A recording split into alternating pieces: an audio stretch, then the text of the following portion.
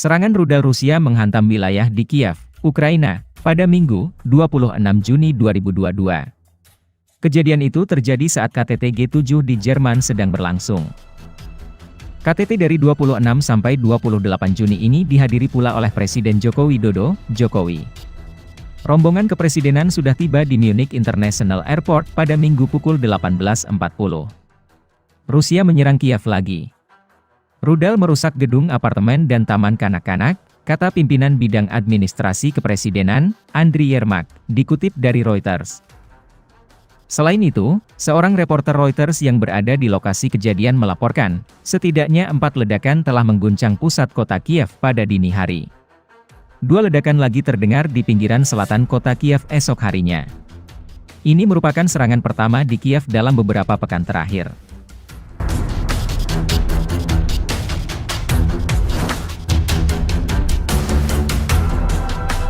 Seorang fotografer Reuters di Kiev juga melihat lubang besar di dekat taman bermain yang terkena serangan rudal.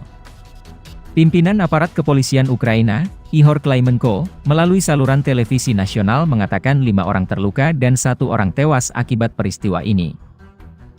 Biden dan para pemimpin negara-negara anggota G7 menyaksikan kabar itu dan mengecam tindakan Rusia. Ini lebih ke tindakan barbarisme mereka, ucap Biden.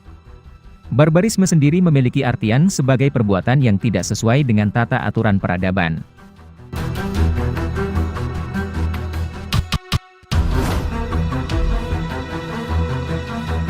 Menteri Luar Negeri Ukraina Dmytro Kuleba mengatakan, negara-negara G7 harus menanggapi serangan rudal itu dengan menjatuhkan sanksi lebih lanjut terhadap Rusia dan mengirimkan lebih banyak lagi senjata berat ke Ukraina.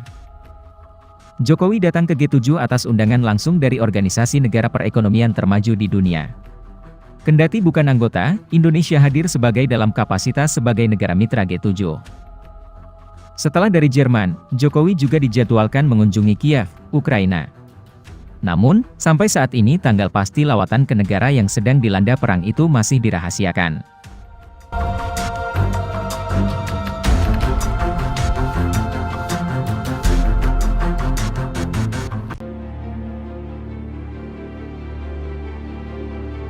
Dua ledakan hebat kembali terjadi di Kiev, ibu kota Ukraina, Selasa tanggal 15 Maret. Ledakan akibat serangan misil Kremlin, 2 bangunan sipil di distrik Sviatoshensky, Kiev, terbakar hebat. Kementerian Layanan Darurat Ukraina mengunggah upaya pemadaman namun butuh waktu lama, mengingat 2 ledakan menghantam bangunan lantai 9 dan 16. Pasukan Rusia terus menggempur kota-kota di seluruh Ukraina, termasuk mulai membombardir Kiev, sementara sirene serangan udara terdengar di beberapa kota, termasuk Odessa, Chernihiv, Cherkasy dan Smyla. Di Kiev, wali kota Vitali Klitschko memperingatkan saat yang sulit dan berbahaya bagi ibu kota dan mengumumkan jam malam selama 35 jam seperti dikutip Tribun Timur dari Al Jazeera.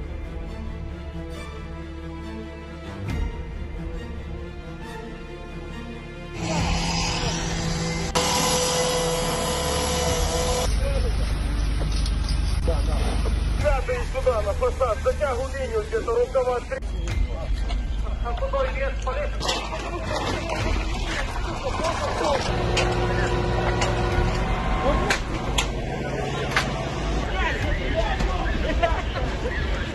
Чуть-чуть уже побольше, уже вещи внизу, давай. Это может быть. Давай. Цепляйся. Все хорошо будет. О, все, бабуль, мы дома.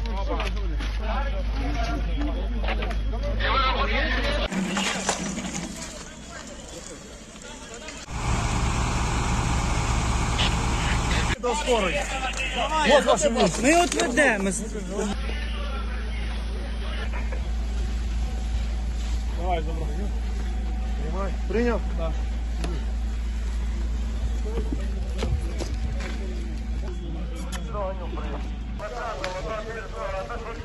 Едем вниз. Поехали. Вас уже там принимают.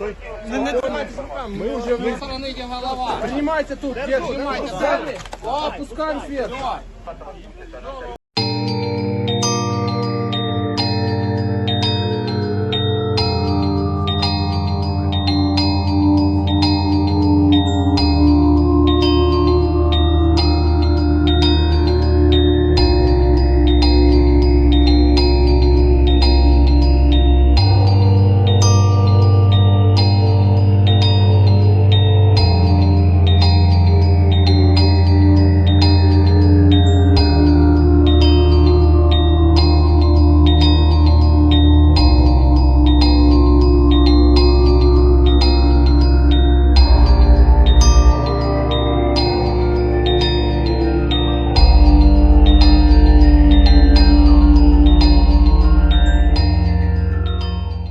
Такий етап війни складний морально, складний емоційно, коли знаємо, що у ворога все одно нічого не вийде, коли розуміємо, що все одно зможемо захистити нашу державу, але не відчуваємо часових рамок цього, не відчуваємо, скільки ще ударів, втрат, зусиль буде, перш ніж ми побачимо, що перемога вже на горизонті. Ще не просто руйнація нашої інфраструктури, це також і дуже цинічний, прорахований тиск на емоції наших людей.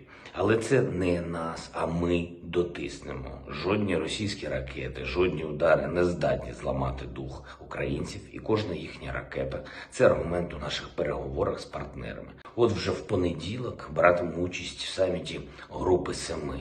На тижні відбудеться і саміт НАТО. 45 ракет за половину доби, і якраз напередодні таких зустрічей. Це зрозуміло ще одне підтвердження саме нашої позиції. Це підтвердження, що санкційних пакетів проти Росії недостатньо. Збройної допомоги для України треба більше. І що системи протиповітряної оборони, сучасні системи, які є у наших партнерів, мають бути не на полігонах або на зберіганні, а в Україні, де вони зараз і потрібні. Потрібні більше, ніж в будь-якому іншому місці у світі.